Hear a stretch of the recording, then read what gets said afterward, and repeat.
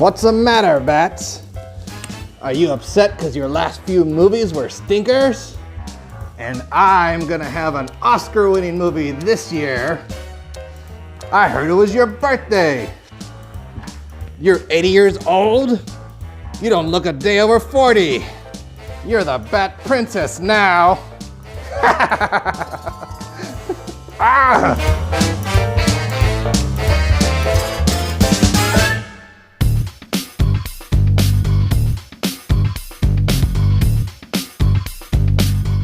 Sponsored by Local Touch Online, a free online magazine that has an exclusive article by Pop Culture Geekery every month. If you're looking for a home in New Braunfels or the surrounding areas, Lorna Gentz is the realtor for you. She's got over 16 years experience and numerous accolades to her name. Visit her today at facebook.com/LGentzRealtor. Hello and welcome to another episode of Pop Culture Geekery. I'm Joe Solis and I've got Roy Gonzalez again here from Roy's Toys. How you doing, Roy? Good. How's it going? Pretty good. And as you can see, we're all jokered out here. Even our little Pikachu got in on the action back there. But so we're gonna talk about the new movie Joker, and we're gonna split the video. We're gonna do the first half, no spoilers, and then there'll be a clear indicator of when we switch to spoilers. So that way you can enjoy the video up until a certain point, and hopefully you guys will go watch it this weekend, because I just want to get this first part out of the way. Joaquin Phoenix was amazing. So, yeah. Oscar worthy. Really, the hype is real on this movie. It really was. Yeah, I mean, I just wanted to focus on him at first because, you know, that was one of the big questions, especially the movie just focusing only on him and that character.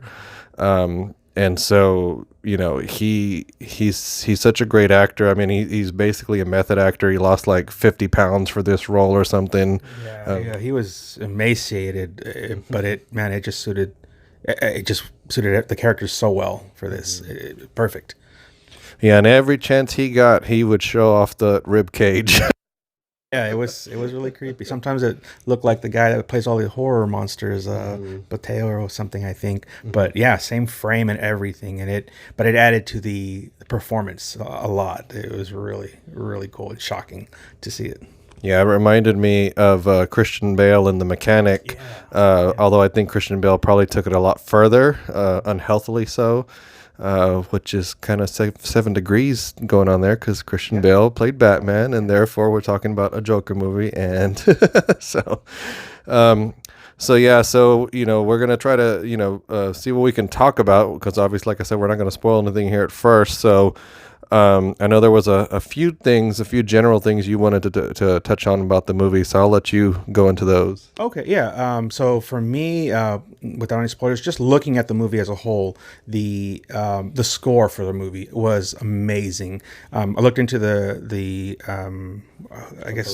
composer, and she's done something. I believe Chernobyl and another one, but this one it really lent a lot to what makes this character. Like, if you watch it and you watch the progression and you listen to the score as it goes on, it goes deeper and deeper into who the Joker is, and I think they did a fantastic job. I'd be surprised if they didn't get some kind of Oscar nod just for that alone. And it creates that atmosphere, that the tone of the movie so well. It is fantastic. The other thing was the cinematography is awesome. Like it doesn't feel like a traditional superhero movie, or with the trend of all these superhero movies. Even though this is a villain, it just has this completely different tone to it, and it just lends to who this character is. I heard,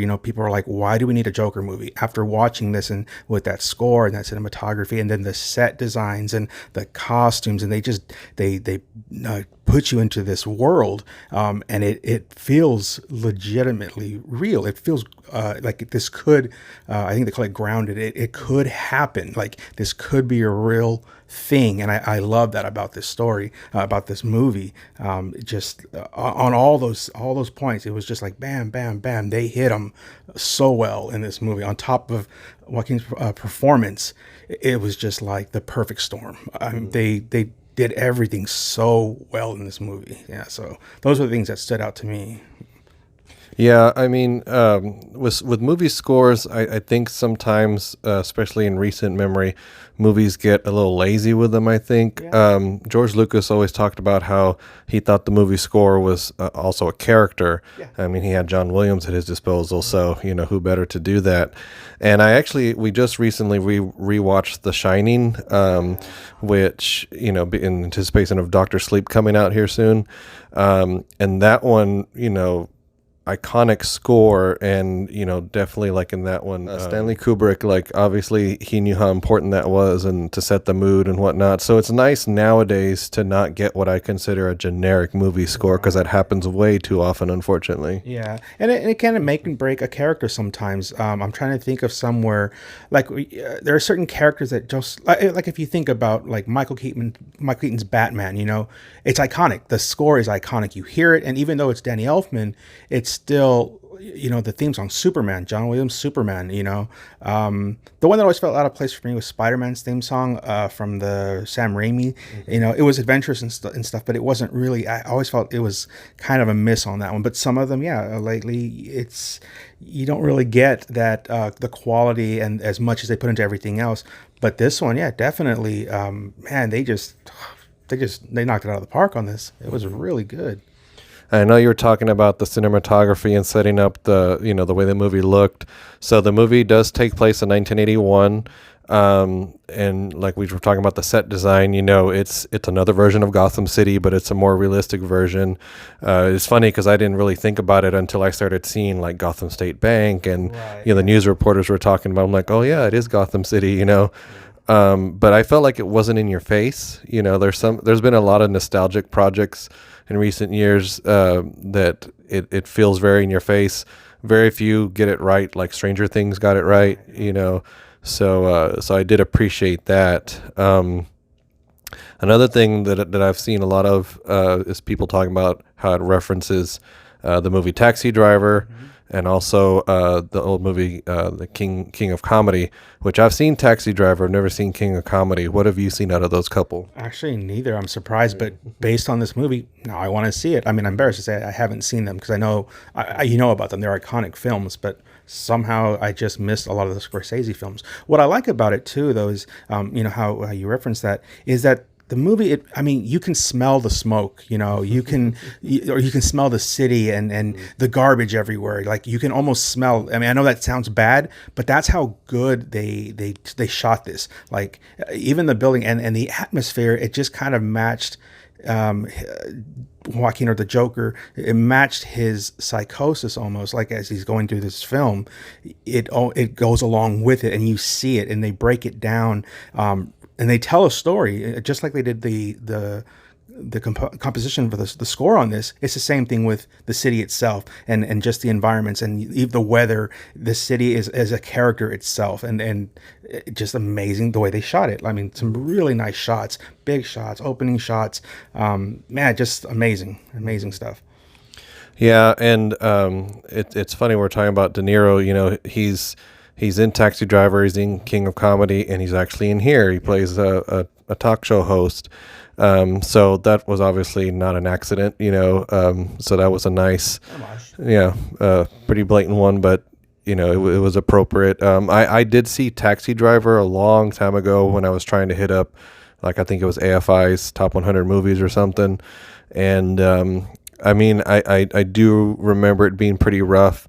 and I know that was the feel they were going for here. I mean, even in the opening logos, it's the old, and I mean old Warner Brothers logo. That was interesting. So They got you ready for the movie. It was you can feel it and you can see it. Like I mean, like I said, I know I've seen it. Just like you, like these AFI things, you see all these highlights of movies in our past. All these great movies, and that one, it just felt like you were stepping back into that world, and I think they captured it really well. Yeah, and I know you had talked about that, you weren't bored in this movie, and I mean, you can't really be bored by watching Joaquin. He was such a perfect choice for this because he's his own person. Like we were just watching the Jimmy Kimmel interview. Even in real life, he's such a an odd individual just in general, and he never lets on if it's part of the act or if it's him. But it definitely shone through in the character. It's almost like, he didn't have to add that in there. So, well, I thought it was interesting. It's just like whenever after Heath Ledger, right? Or even before that, you're like, oh, after Cesar Romero, after Jack Nicholson, it's like, how can you possibly top it? And honestly, I didn't have any expectation for this movie. I really didn't know what to expect. And although I'm a huge fan of his, Walk the Line and all the stuff that he's done really well. As we mentioned earlier, he's a method actor, but I really didn't know what he was going to do with this. And if he could, after Heath Ledger, it was like, oh my God, that was such a good performance. Like, who's going to top that? And I think he really did. Not to, you don't want to compare and say this is better and that's better, but he was able to make it his own. And I don't know, he just breathed in a different life and vision into this character that you can believe. And I'm really it's really interesting because you almost feel sorry for the guy, even though he's an evil person, because everyone that knows the Joker knows what he's about. But this just kind of, you feel pity for him almost, and with watching his life, as it develops. And this Joker was just amazing. He acted so well in capturing this character and made it something that I'm like, I want to see more of this. I want to see more of his Joker. Yeah, so it's really good. Yeah, I think the thing with that is that, like, the Heath Ledger Joker to me was more like the Joker that I believe that would oppose Batman. Right. This guy, on the other hand, I mean, I don't know how he would do against Batman because it just depends on where his mind would take him from this point forward, because as he stood in this movie, he would be no match for Batman at all. And I'm not talking about physicality. I'm just talking about, and we'll get into it in spoilers. The way things play out is almost by accident in some places. Yeah, and I saw that too. Yeah, I saw how a lot of it was just by accident, and they kind of talk about it in the movie a little bit. But yeah, I almost think that. Would he actually be able to fight Batman? Or, I mean, yeah, but he seems to have a hidden strength. I mean, not only mentally, but he just seems, there's something more to him, and we're just scraping the surface of who this character is, and all the stories we've heard and all the origins we've heard about or read about or seen with this character. Even this one, it's a completely different one, but it's so good. It really, I mean, I can't say more than, I don't have words. So it was just mind-blowingly well done. I think probably if this was the Joker in a Batman movie, then I might not have bought him as much, or I wouldn't have thought that Batman he wouldn't have been worthy, I thought.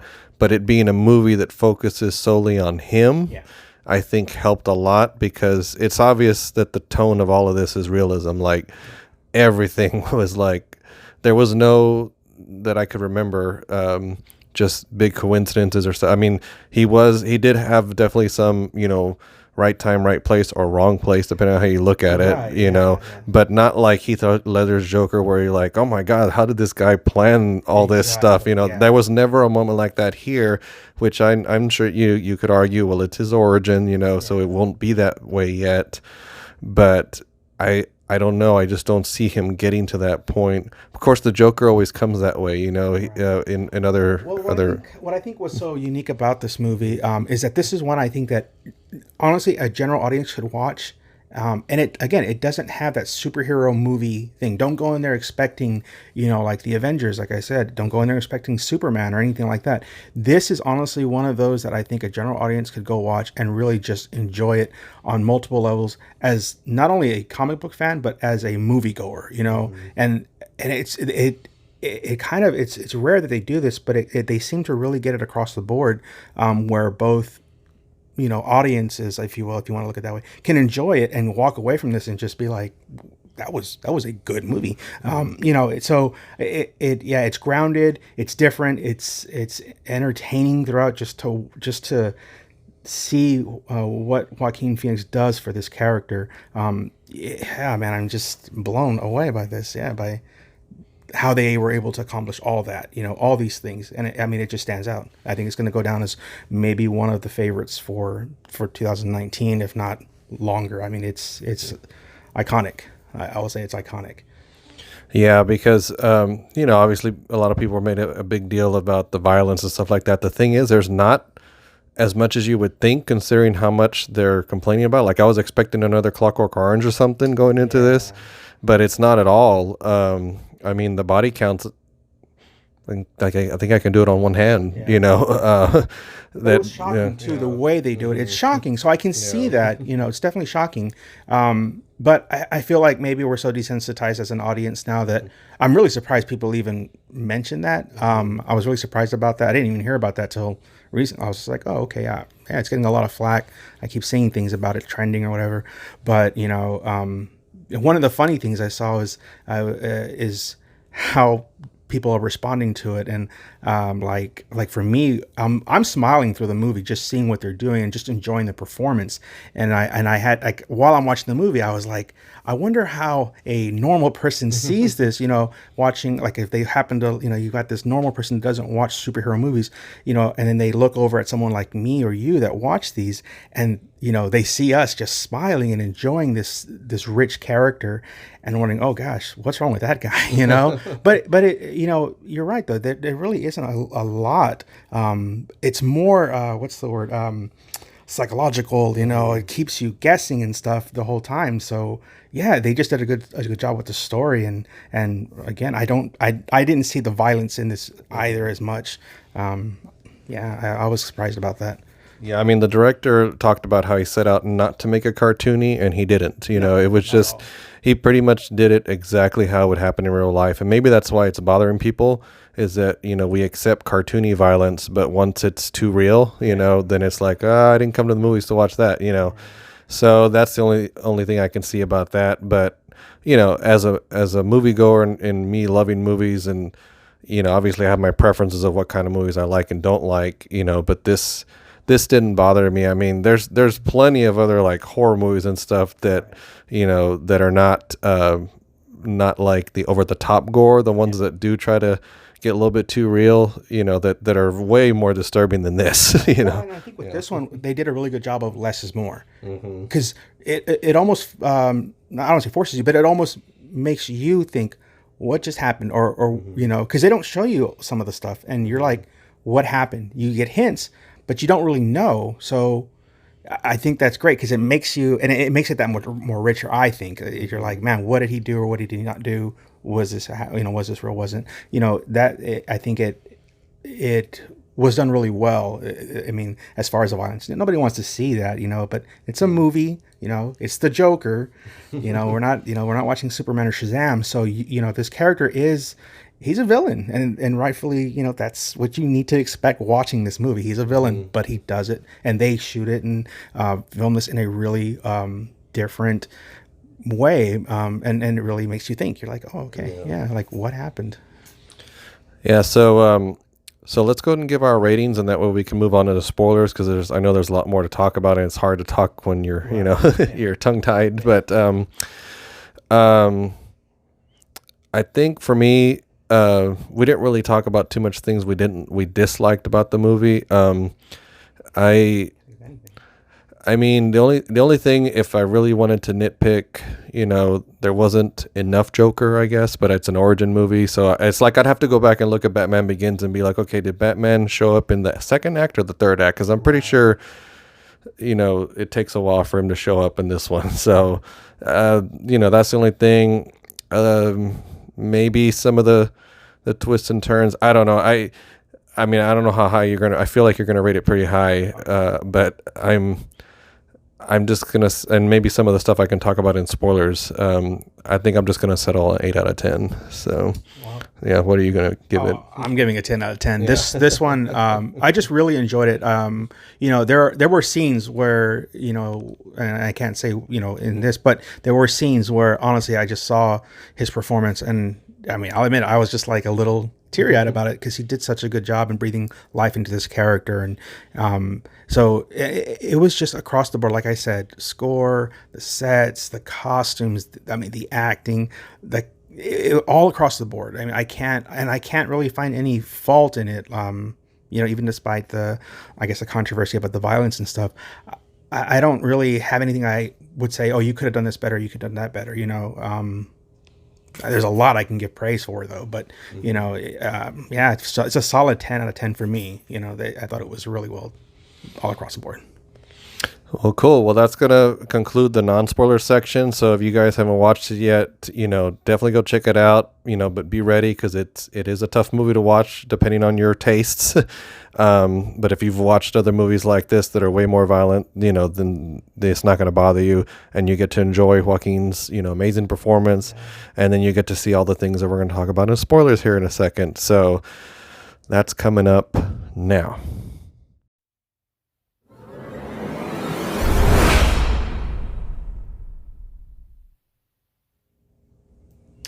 All right, so thanks to those of you who stayed for here in the spoiler section. So obviously, if you're still here, that means you watched the movie. So I want to address the thing that like we were always back and forth. Well, I mean, they showed it in the trailers. Like we saw a young Bruce in the trailer, right. Which I was kind of surprised because this whole movie, just seemed like it was being tagged as, okay, this is going to be the Joker origin. It's not connected to the DCEU, but they actually injected more of Batman into it than I was very surprised. And that was the part that I didn't know how I felt about that. Being a huge Batman fan, I was like, well, you prepped me for a Joker movie. And then you were like, you put young Bruce Wayne in there.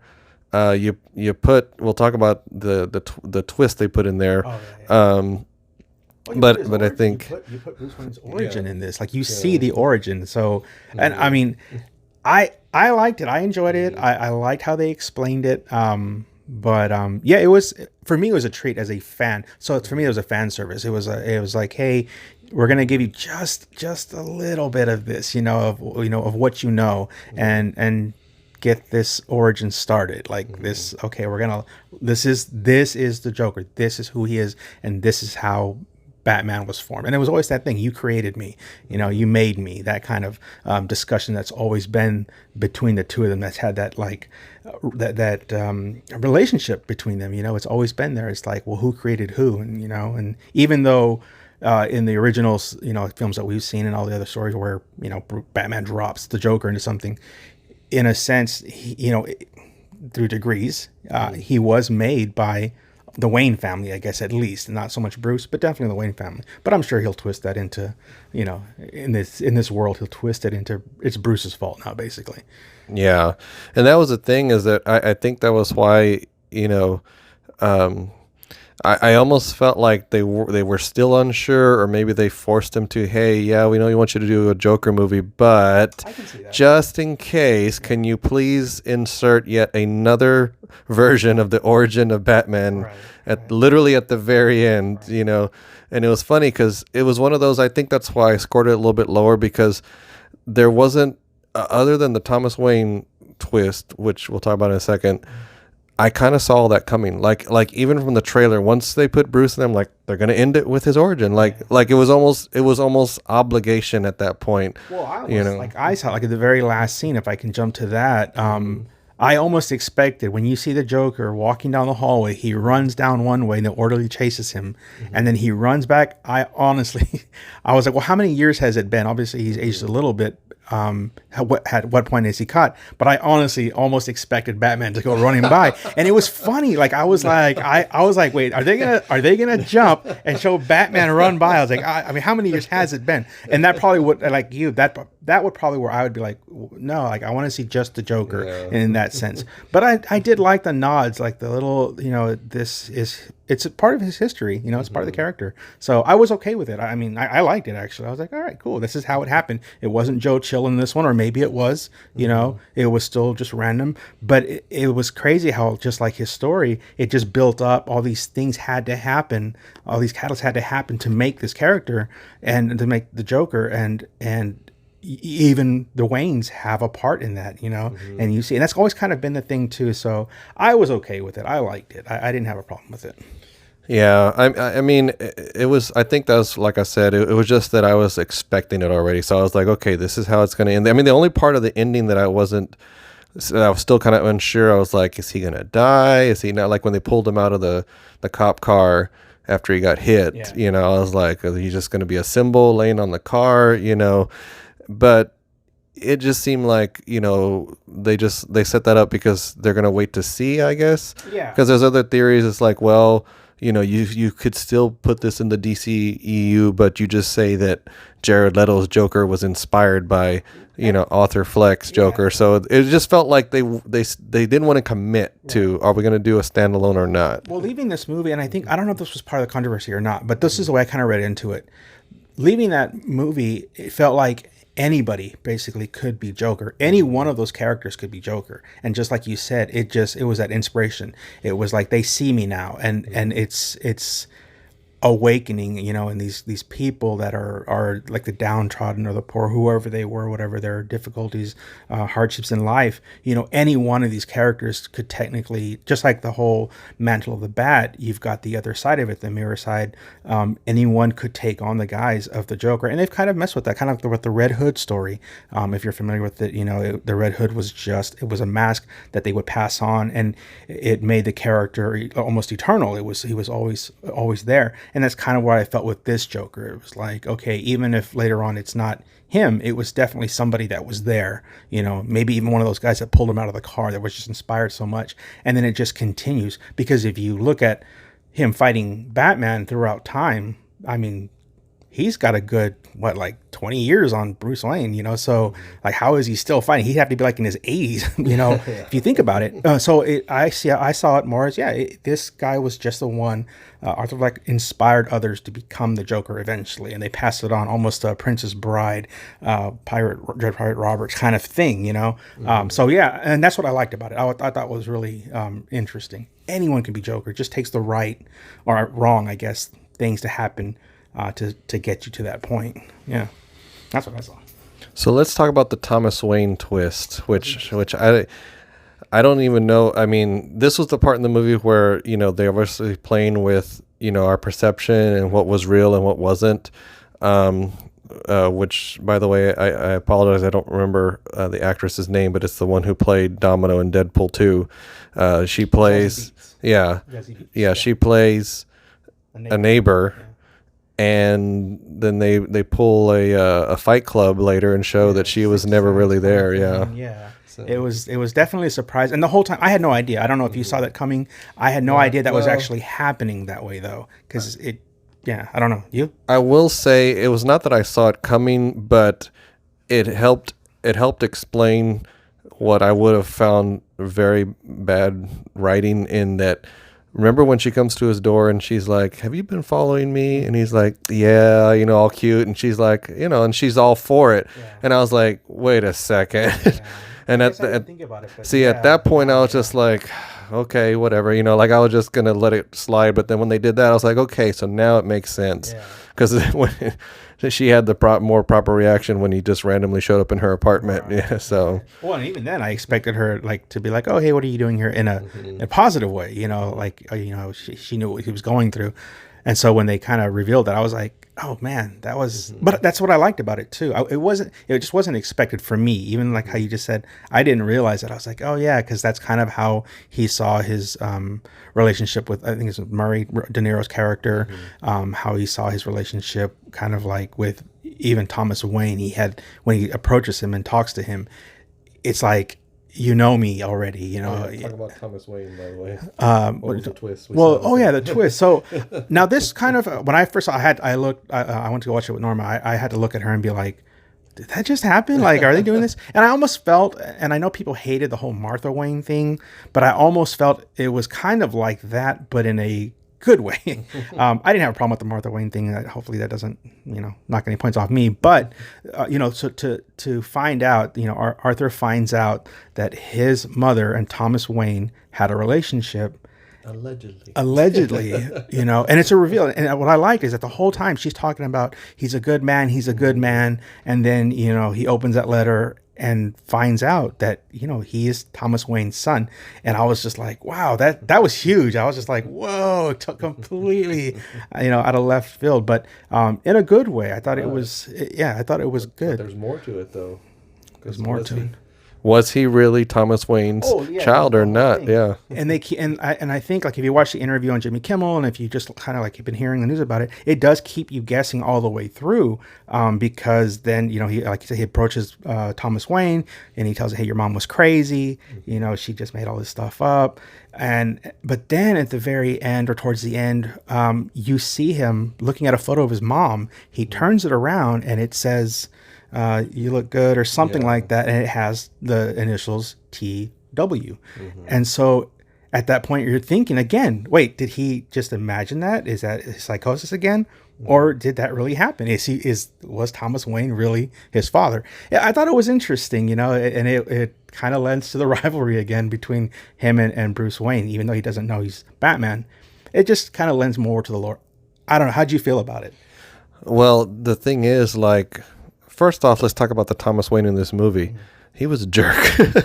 He reminded me more. He reminded me more of the Thomas Wayne, not necessarily in his actions, but more his attitude.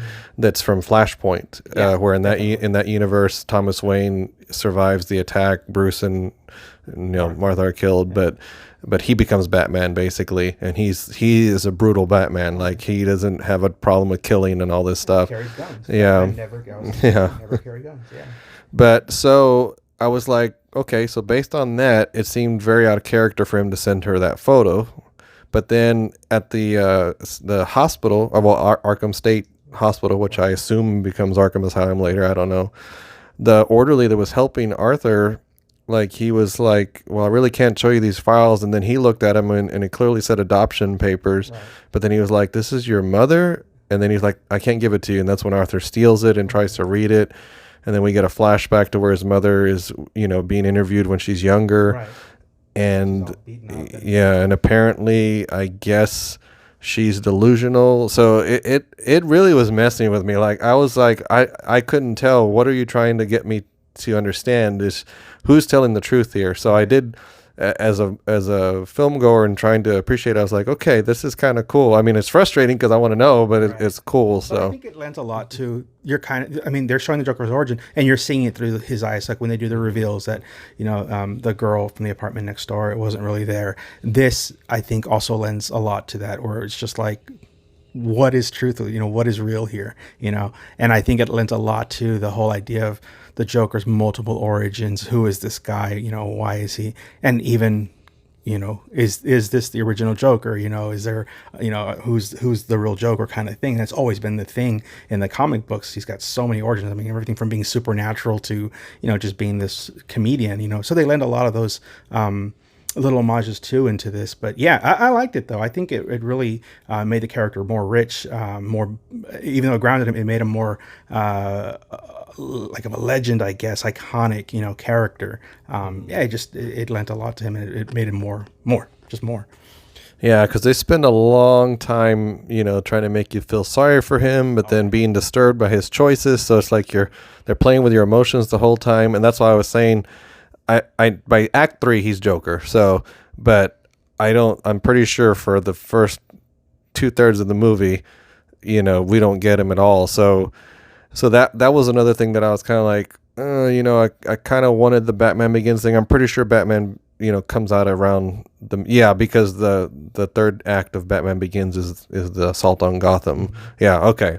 So here the third act is the interview with Murray, and that's where all the violence. Oh, and that was another thing. Like the trailers kind of throw you off and make you think, oh, the Joker's got this gang and all this. They all wear these masks, but it was not that at all. Like that was a thing. Like we're talking about in the non-spoilers, is that a lot of what happens to him, it just kind of happened, and he started a movement by accident, basically. He says they're starting to see me, and he's starting to inspire people. And what happens on the subway with what they call them, the Wall Street Three or something like that. It's us versus them. That whole ideology. It just it lent a lot to it. And again, it was one of those things where it was a convenience or it was a good writing. I think it was done well because of, they had it backdropped against, I guess, the union strike with all the garbage and the city. It's hot at that. I remember that's like in that time, so super hot heat wave. All these things lent to it to where people, it was like what do they call it? A pressure cooker, it was just waiting to explode. And here you have the Joker who does this, big thing and just inspires all these people who are just kind of fed up with the system. And, so when he goes on the show and kills Murray, that was the final match, whatever, and then boom, it went off. Which I have to say was kind of shocking, but and it's interesting how they made it so close to almost the Johnny Carson era, almost Jay Leno, and just watching it. And we talked about how he was interviewed on Jimmy Kimmel, and seeing that kind of Joaquin Phoenix talking to Jimmy Kimmel moment. If you haven't watched it, check it out. It mirrors art. Like it's really awkward and weird. I think it lent a lot to his development and again, the story. Yeah. Yeah, okay, so let's talk about the body count. So like I said, I'm pretty sure I could do it on one hand. So it was De Niro, right. And we're kind of doing them backwards. Right. It was his friend at work. They gave him the gun. Yeah, and then it was the 3 Wall Street guys. So that's 5. Right. And then I guess if you count the lady at the very end, it was implied that he killed her. Mom.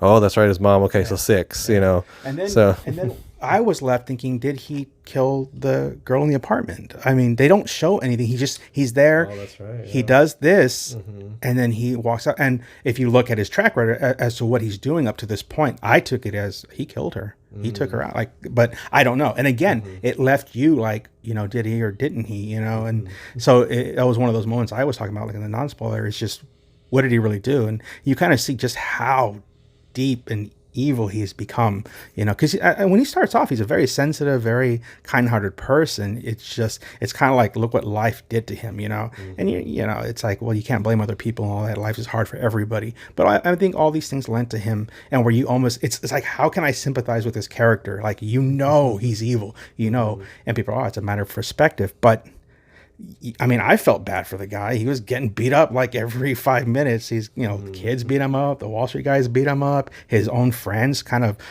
got him fired. It was all these things. And then his mom lied supposedly to him. He finds out he was adopted, all things that happened to him when he was a kid, implied or not. I don't know what happened there. I mean, it's just all these things that made him what he is. Yeah. So when he officially meets young Bruce Wayne, that's kind of an awkward scene. In fact, you sent me a really good parody video. What was it called? Joker Dad? Yeah. Where they parody where he's, putting his fingers in the kid's mouth, and the kid's like, what are you doing? And I'm like, yeah, that would have been a more natural reaction. But Bruce Wayne just stands there and lets him stick his fingers in his mouth.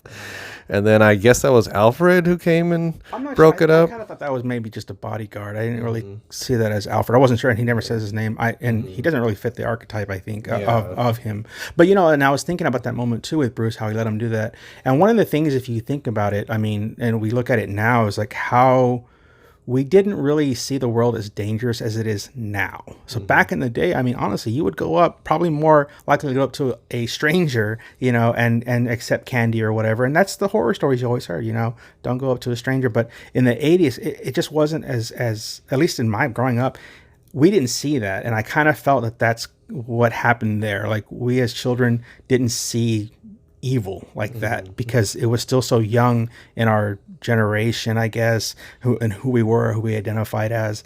And so I can believe that he didn't see him as a threat he was interested. It was quirky, but he didn't see the threat there like we would automatically today. We're just like, oh, that guy's evil. That guy's bad. So I thought it was interesting. Yeah. He did spring into action though. He did swing down the bat pole. Yes, he did. That was a nice little homage. That was the last one. And I have to say, I absolutely love the way Joaquin's he wasn't wearing big clown shoes. He ran, and I absolutely loved it. And I have to talk about his laugh. His laugh was so good. And what did you think of the idea of him where it was like a what'd you call it? Like a disability almost? Like he didn't laugh because he was a Joker, but it became him because he laughed, because it was like a mental illness thing with him. It was I don't even know that's what you call it, a disability. He would hand out a card whenever he would start laughing, and people would get upset at him. But I really liked it, and I loved his laugh. And after you hear like Mark Hamill's iconic Joker laugh, and you get used to it, and you're like, oh man, he can't top that. But I really liked it. It was creepy, and it was sickly, and he would even gag and cough, and you could see it caused him pain, not only mentally but physically. It looked like it was hurting his throat, and I loved that development in his character. I don't know how you felt, but I liked it. It was creepy. It was good. It was a good laugh. No, I mean, in staying with the keeping it real world, that was a good real world explanation for it, and it's what got him in trouble. It's the reason that the Wall Street guys started coming after him, because they thought he was laughing at them, and he couldn't get to his card in time and couldn't show them, and then it just escalated quickly. So yeah, I mean, like I said, that was definitely a great way to show that. What else was I thinking of with all of that? Because I'm still trying to think of all the bat stuff that they put in there. I can't think of what else. And there's so many little things. I will say that.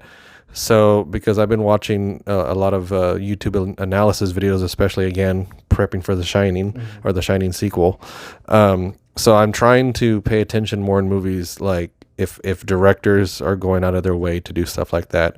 So little things I picked up on here were like the very beginning when he's doing the scene from the trailer where he's pulling at his mouth to make it smile. He's got a single tear rolling down here, and then that happens again later when he has the full makeup.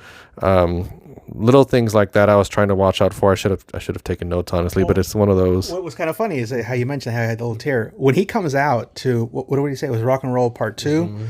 At that scene where he comes out and he does that dance on the stairs, I had a tear coming down my cheek. It was so good. Like, they just did this really good job of building it up. And then that little dance he does on the stairs. And that's because we were bombarded with that scene in all the previews and stuff. Yeah. But to actually see what they did with it, and that choice of song, and I mean, God, that was such a moving scene, and I didn't expect it. And I had a big smile on my face. I did. And I was thinking, oh man, if some normal person is looking at me right now, they're like, oh God, that guy's crazy. But it was good. It was a genuine emotional reaction to see him become Joker, not just as a fanboy, but as the character, just and the way he did it. It was so good. Like 10, man, just a 10 with this acting, with Joaquin just knocking it out of the park. Great choice of song, that whole scene, and the dancing throughout the film, as bizarre as it is, where he's dancing in his underwear and stuff like that. It just lent a lot to the character. His psychosis, his mental being was, just out there. It was just out there. He's struggling with a lot of stuff.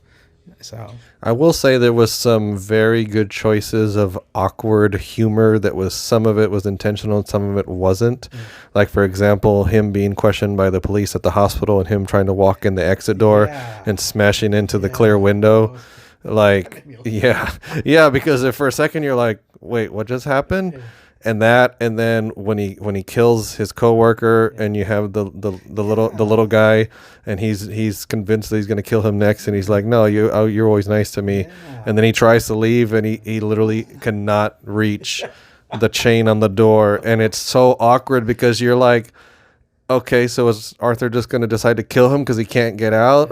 And he is like, I'll help you, man, and he's got the other dude on the floor bleeding out, So that was a really great scene. I mean, because I was just like, because your mind is like, he's still not safe. He's still not out the door. So Arthur could just make the decision and be like, you know what? I don't care. You know, you're I was dead. expecting him, like, let him go out the door, and as he's going out, just slam the door on his head. Like, that's what I honestly, I was like, and it for me, it was really like a horror movie at that point, because you're like, okay, now he's completely flipped. He's just done this, you know, super violent thing. And this guy, and he's crying in the corner, like, you know, what did you do? What did you do? You know, it's just complete fear. And then I love the jump, and I laughed when he jumped at him, but it was a jump scare. I was like, oh crap, I thought he was going to kill him. So yeah, but you're right. It was, you know, you laugh at these really, I don't know, like you're saying, it was just these moments. You're like, do I laugh? Do I not? But I thought it was funny, and I'm like, is that some kind of psychological test, you know, for the audience? Like, if you didn't laugh, you know, what does that tell you about you? I don't know. I thought it was. I laughed. I enjoyed it. Yeah. Yeah, I think it was to break the tension because, you know, the way he kills that coworker was so raw, and I mean that was the worst kill, I think, out of all of them, right? Yeah, that's the most graphic one. So the other ones involved guns, you know, so they were pretty, you know, quick. Well, if you think but I mean, it was self-defense too. If you look at like the Wall Street 3, it was self-defense. It's all it was. He was being jumped by 3 guys they could have beat him to death, you know, and had he not reacted, they probably would have killed him.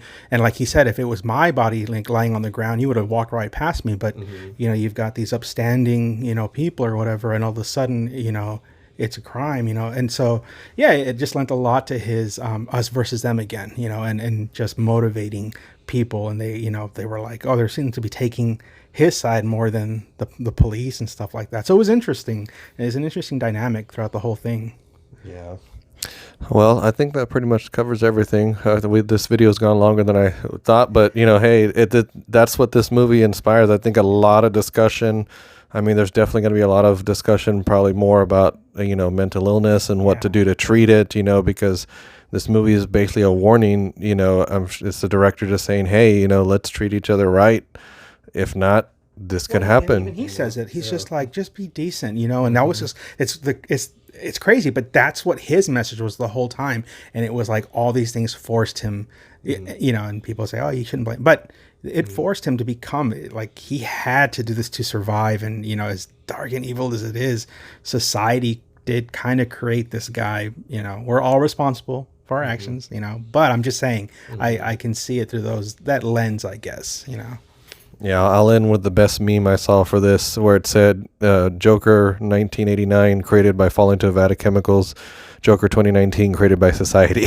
So, yeah. So It's good. That's good. But anyway, guys, so if you're still here, hopefully you enjoyed this long discussion. But like we said, it's a really good movie.